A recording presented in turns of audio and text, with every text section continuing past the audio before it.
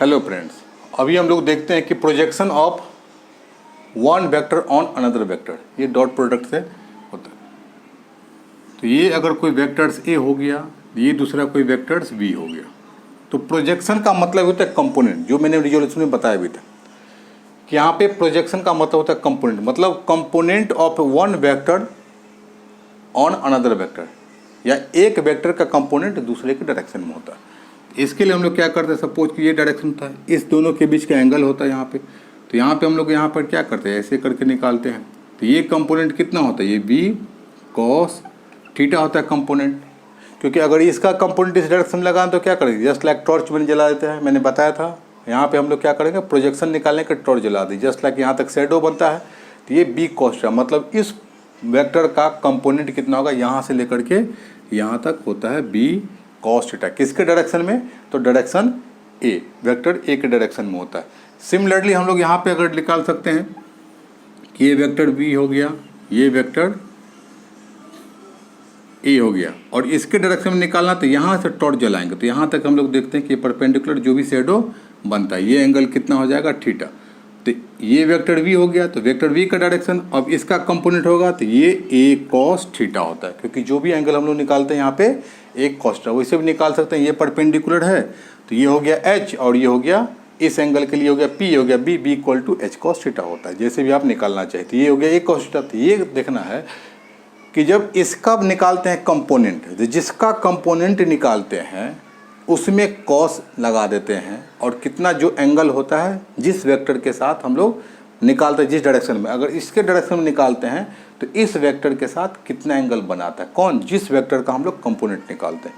तो ये वी का निकालते हैं बी कॉस थीटा, ए का निकालेंगे ए कॉस थीटा, जो भी होगा वहाँ पे। तो यहाँ इस एंगल के साथ हम लोग उसको निकालते हैं। अब यहाँ पे प्रोजेक्शन है, आप देखिए कि प्रोजेक्शन या कंपोनेंट, ये कि प्रोजेक्शन ऑफ, अगर यहाँ पे हमने लिखा कि वेक्टर v, मतलब v का प्रोजेक्शन होता है ऑन a, या इसी को लिख सकते हैं कि component of vector v along vector a, दोनों का मतलब सेम होता है, इक्वल टू इसका कंपोनेंट के या प्रोजेक्शन के। तो ये इक्वल टू कितना होता है, यहाँ पे ये प्रोजेक्शन या कंपोनेंट ऑफ बी निकालना है, तो बी कितना होता है, B cos theta along A.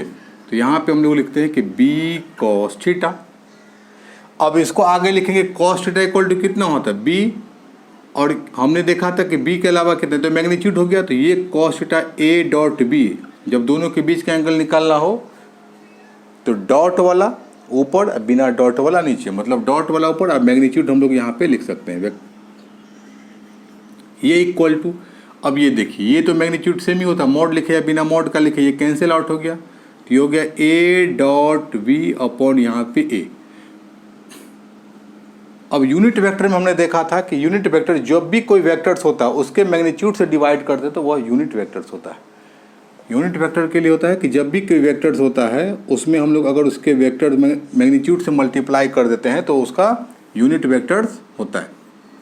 तो ये डॉट हो गया बी, तो इसको हम लोग ए हेड दिखते हैं यूनिट वेक्टर, और डॉट बी, इसका मतलब हो गया यहाँ पे हम लोग लिख सकते हैं कि बी डॉट ए हेड, मतलब बी का कंपोनेंट, और जिसके डायरेक्शन लगाते हैं उसके डायरेक्शन में ए हेड लगा देते हैं, यूनिट वेक्टर लगा दीजिए। तो बी डॉट, और जिसके कंपोनेंट लगाएंगे उसका ए हेड लगा दिया हमने, मतलब इसके डायरेक्शन में यूनिट वेक्टर कितना हो गया, ए है, तो ए हेड लगाते हैं, और इसका कंपोनेंट इस दोनों का, तो जिसके डायरेक्शन में हमको निकालना है कंपोनेंट उसका ए हेड कर देंगे, और जिस वेक्टर का निकालना उस दोनों के बीच का हम लोग डॉट प्रोडक्ट लगा देते हैं। सिमिलरली यहाँ पे अगर हम लोग कर देंगे कि अगर प्रोजेक्शन या component of vector A on B,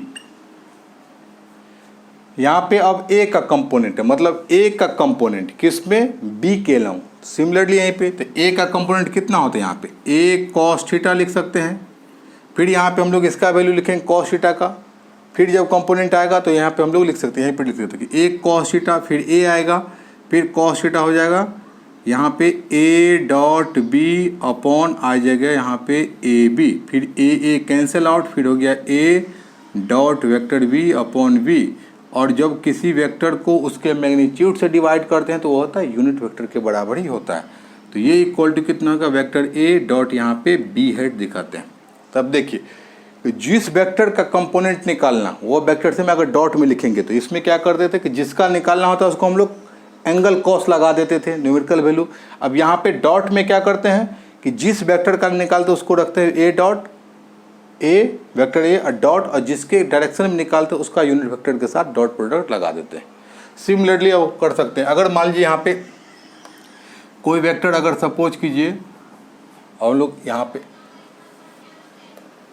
इसको हम लोग मिटाते हैं।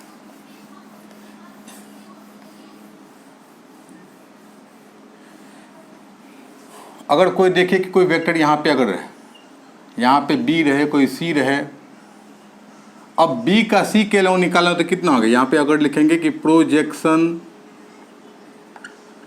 ऑफ b ऑन c, तो जिसका प्रोजेक्शन या कंपोनेंट निकालना उसको सिम वैसे रख दीजिए वेक्टर v, जिसके अलावा निकालना है c हेड रख दीजिए, vector v dot c head दोनों का हो जाएगा। यानी इसका इसमें निकालना होता, अब ये प्रोजेक्शन ऑफ अगर c का निकालना होगा ऑन b, अगर c का प्रोजेक्शन b पे निकालेंगे तो क्या करेंगे, जिस वेक्टर का निकालना हो तो c का निकालना है तो वेक्टर कंपोनेंट, तो जिस वेक्टर का निकालना है c, और यहाँ पे जिसके अलावा निकालना है उसको हम लोग b हेड कर देंगे। तो ये हम लोग प्रोजेक्शन निकाल सकते हैं दोनों। ये तो कंपोनेंट निकालेंगे या तो एंगल से डायरेक्ट कॉस लगा दीजिए, न्यूमेरिकल वैल्यू के टर्म में लिख सकते हैं, या नहीं अगर डॉट के टर्म में लिखना है तो हम लोग यूनिट वेक्टर का यूज़ कर सकते हैं। जिसके डायरेक्शन में निकालना होता है उसका यूनिट वेक्टर के साथ डॉट लगा देते हैं जिस वेक्टर का कंपोनेंट या प्रोजेक्शन निकालना होता है। तो इस तरह से हम लोग देखते हैं कि projection of one vector and another vector होता है। अब हम लोग इसके बाद देखते हैं कि पोजीशन वेक्टर हम लोग को निकालना है और उसमें भी एंगल हम लोग को निकालना होता है। अब इससे आगे हम लोग नेक्स्ट वीडियो में देखते हैं। Thank you.